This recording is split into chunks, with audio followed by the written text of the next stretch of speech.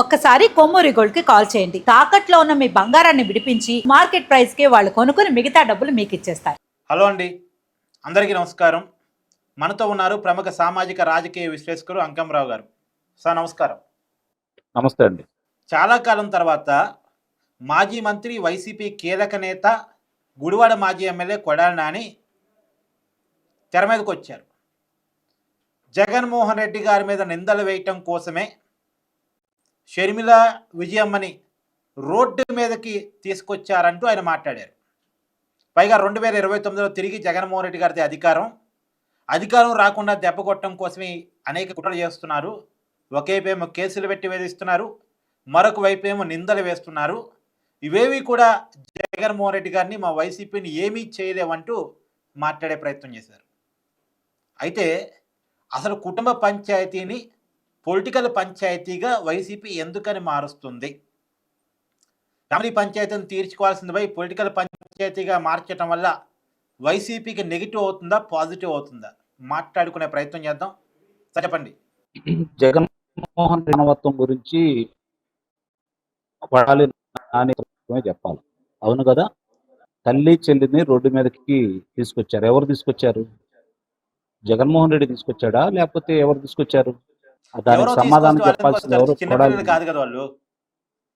అట్లా కాదు, అది పక్కన పడేద్దాం. ఈ రోజు ఏ అంశం మీద విజయలక్ష్మి అనే ఆమె ఈ రోజు బహిరంగంగా దాన్ని విడుదల చేసింది? ఎవరి గురించి విడుదల చేసింది? ఏ ఆస్తుల గురించి విడుదల చేసింది? ఏ తగాదాల గురించి విడుదల చేసింది? ఎవరు నిర్లక్ష్యం చేస్తే విడుదల చేసింది? ఎవరు పట్టించుకోకపోతే విడుదల చేసింది? సమాధానం చెప్పాలని ముందు, తర్వాత మాట్లాడుకుందాం మిగిలిన వాటి గురించి. జగన్మోహన్ రెడ్డి ఆనాడు 2004లో రాజశేఖర్ రెడ్డి ఎన్నికల అఫిడవిట్లో అతను చూయించింది ఎంత? 2009 నాడు అతను చూయించింది ఎంత? జగన్మోహన్ రెడ్డికి సంబంధించి 2004కు ముందేంటి, 2004 తర్వాత అతను ఎంపీగా వచ్చినప్పుడు అతను చూయించిన ఆస్తులు ఏంటి? మరి ఆ రోజు జగన్మోహన్ రెడ్డి తండ్రి రాజశేఖర్ రెడ్డి ఆయన ఆస్తులు చూయించినప్పుడు కొడుకు పేరు మీద కూడా చూయించాడు కదా 2004లో. ఇప్పుడు 2004లో రాజశేఖర్ రెడ్డి తన ఎన్నికల అఫిడవిట్లో కొడుకు పేరు మీద, కూతురు పేరు మీద, తన పేరు మీద, తన భార్య పేరు మీద ఉన్నటువంటి ఆస్తుల వివరాలు ప్రకటించాడు కదా. ఆ రోజు ఉన్నటువంటి ఆస్తులు ఏంటి? మరి 2009 జగన్మోహన్ రెడ్డి ఎంపీగా పోటీ చేసినప్పుడు అతను చూపించిన ఆస్తుల వివరాలు ఏంటి? ఎక్కడి నుంచి వచ్చినాయి? ఏ వ్యాపారాలు చేశారని వచ్చినాయి? ఏ విధంగా వచ్చినాయి? ఈ ఆస్తులన్నీ ఎవరి? ఈ రోజు ఆస్తుల గురించి వాళ్ళు తన్నుకోవడం ఏంటి?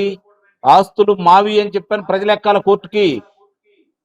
ఇది ఉమ్మడి ఆంధ్ర రాష్ట్ర ప్రజల యొక్క సొత్తు, వాళ్ళ శ్రమ, వాళ్ళ పన్నుల రూపేణా ప్రభుత్వానికి చెల్లించింది, వాళ్ళు అప్పడంగా దోచుకున్నారు.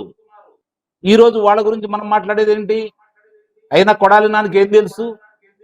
ఏం తెలుసని మాట్లాడుతున్నాడు? జగన్మోహన్ రెడ్డిని గుడ్డిగా వెనకేసి రావడం తప్ప ఇతను అంతకంటే రాజకీయ భవిష్యత్తు ఏముంది? ఈరోజు ఏ విధంగా మాట్లాడతాడు అతను? ఏంటి సంబంధం అతనికి? తల్లికి, చెల్లికి, కొడుక్కి మధ్య ఈయనకేంటి సంబంధం? అతను ఒక రాజకీయ నాయకుడుగా రాజకీయ పార్టీ తరఫున మాట్లాడమనండి. ఇదే Kodali Saraswati power and industries మీద 2009 ఎన్నికల సమయంలో అప్పుడు టీడీపీలో ఉన్నాడు. అక్రమంగా జగన్మోహన్ రెడ్డి సంపాదించుకున్న ఆస్తి, రాజశేఖర్ సంపాదించుకున్న ఆస్తి అనే విమర్శలు చేశాడు. మీకు గుర్తుండాలి. ఉంది. అట్లా కాదు, అతను మాట్లాడినప్పుడు కానీ, అంతకుముందు 2004లో ఎన్నికలప్పుడు కానీ, 2009 ఎన్నికలప్పుడు కానీ అతను మాట్లాడిన అన్నీ ఈరోజు కళ్ళ ముందు అందరికీ ఉన్నాయి. వీడియోలు మళ్ళీ విడుదలవుతానే ఉన్నాయి. ఎవరేం మర్చిపోలేదు, అవన్నీ బయటకు తీస్తానే ఉన్నారు. ఒకవేళ గుర్తులేదనుకుంటే పిచ్చాళ్ళలాగా భావిస్తారు. రాజకీయ నాయకులకి నరవలేని నాలుకగా తయారైంది ఈరోజు రాజకీయ నాయకుల పరిస్థితి. ఎవరు ఏ రోజు ఏ పార్టీలో ఉంటారో, ఎవరిని విమర్శిస్తారో, ఎవరిని పరిచయం చేస్తారో, ఏ పార్టీ తరఫున పోటీ చేస్తారో జనాలకు కూడా అర్థం కావట్లేదు.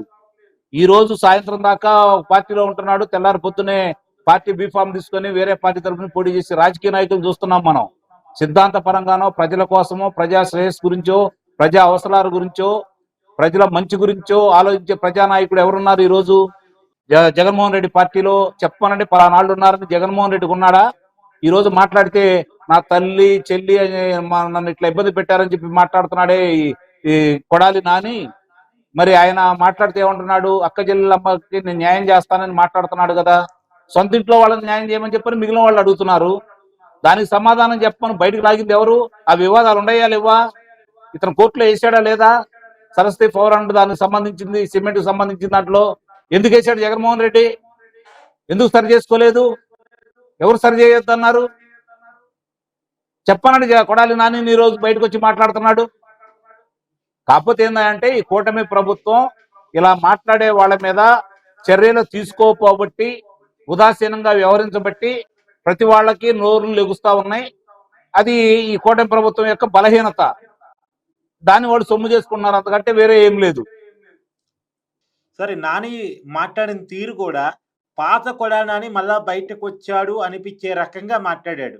ఎలా చూడాలి అసలు? అంత పదును లేదులేండి, అంత పదును లేదులే. ఆ రోజు మాట్లాడినట్టు ఈ రోజు మాట్లాడమనండి చూద్దాం. అంటే బూత్ పదాలు లేవు కానీ గట్టిగా మరి ఎందుకు లేవు?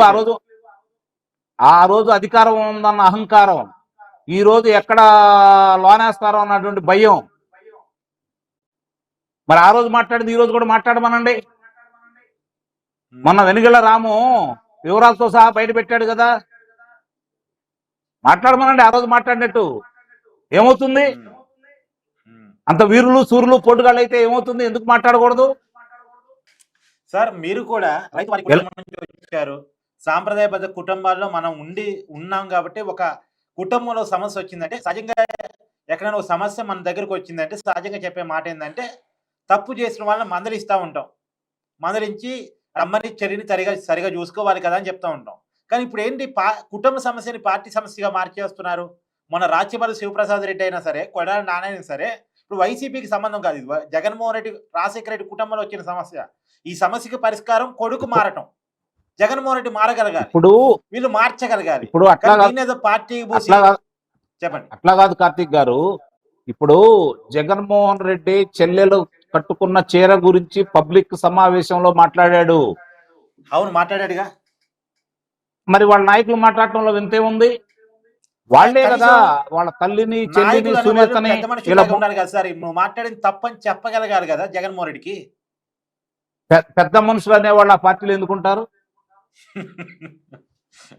చెప్పండి మీరు. పెద్ద మనుషులు అనేవాళ్ళు ఆ పార్టీలు ఎందుకుంటారు? ప్రజా సమస్యల మీద ప్రజా పోరాటాలు చేసి, ప్రజా ఉద్యమాల్లో పాల్గొని, ప్రాణాలు అర్పించి స్వతంత్రం కోసం పోరాడిన కుటుంబాల్లోంచి వచ్చిన వాళ్ళైతే ప్రజా సమస్యల గురించి మాట్లాడతారు. అధికారమే పరమావిధిగా, అక్రమాలు, అన్యాయాలు, దోపిడీలు, దొంగతనాలు, హత్యల పరమావిధిగా భావించే వాళ్ళు ఆ పార్టీలో ఎంతమంది ఉన్నారో మనం తెలుసు కదా. వాళ్ళు ఇంతకంటే విచిత్రంగాను, ఇంతకంటే గొప్పగా మాట్లాడతారని మనం ఏ విధంగా భావించాలి చెప్పండి? నేనైతే భావించను, సందేహమే లేదు. ఇప్పుడు మీరు రాచమల్లి గురించి చెప్పారు. ఆ షర్మిల వాళ్ళ అమ్మాయే కాదన్నాడు కదా. మరి ఆ రోజు మాట్లాడలేదు కదా జగన్మోహన్ రెడ్డి. మీరు ఈ నాయకుల గురించి చెబుతారేంటి? ఇప్పుడు షర్మిల గురించి, లేకపోతే సునీత గారి గురించి వాళ్ళు వర్రా రవీందర్ రెడ్డి ఎలాంటి రాతలు రాశాడు? అవును. మరి వాళ్ళ గురించి ఎందుకు మాట్లాడుకోవటం మనం? కాకపోతే మనకు బాధ ఏందంటే కూటమి ప్రభుత్వం మిన్నకుండిపోతుంది, సరైన చర్యలు సరైన విధంగా తీసుకోవట్లేదనే బాధ తప్ప అదే వాళ్ళ కలుసు కట్టవారు. అదేలేండి సార్. ఇంకోటి కూడా, అదే వాళ్ళ కలుసు. హామీ ఇచ్చి అధికారంలోకి వచ్చారు అనే మాటకి దాని మీద మాట్లాడు. ఒక రాజకీయ పార్టీ ప్రతినిధిగా, ఒక మాజీ మంత్రిగా, ఒక రాజకీయ పార్టీ ప్రతినిధిగా, మాజీ మంత్రిగా ఈ ప్రభుత్వం ఇచ్చిన హామీలను నెరవేర్చనప్పుడు మాట్లాడు.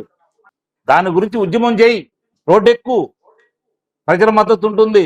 ఎందుకు ఈ ప్రభుత్వం చేయలేదని చెప్పి ప్రభుత్వాన్ని నిలదీయండి. అంతే తప్ప కుటుంబ సమస్యను పార్టీ సమస్యగా ఎందుకు మారుస్తున్నారు? అవును, నేను అదే కుటుంబ సమస్యను పార్టీ సమస్యగా మారుస్తున్నారు. ఇప్పుడు నువ్వు తల్లికి చెల్లికి న్యాయం చేయట్లేదని చెప్పని తల్లి వెళ్ళింది, చెల్లి మాట్లాడుతూ ఉంది. దానికి సమాధానం అసలు బజార్కి ఎందుకు రావాలి? సవ్యంగా ఉంటే బజార్కి ఎందుకు వస్తున్నారు?